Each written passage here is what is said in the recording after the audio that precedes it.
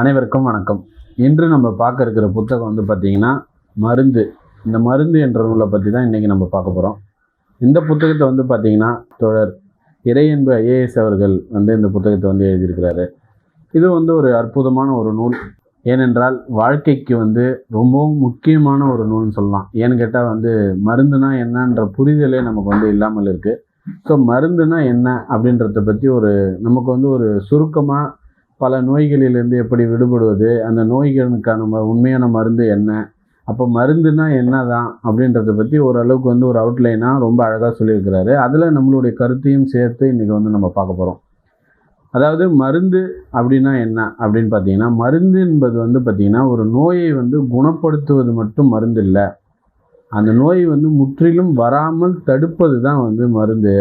அந்த இன்ஸ்டண்ட்டாக ஒரு நோய் வந்திருக்கு, ஒரு காய்ச்சல் வந்திருக்குன்னா, இப்போ ஒரு மாத்திரையோ ஏதோ ஒன்று சாப்பிட்றோன்னா அது போயிட்டு திரும்ப கொஞ்ச நாள் கழித்து திரும்ப வருதுன்னா அதுக்கு பேர் மருந்து கிடையாது.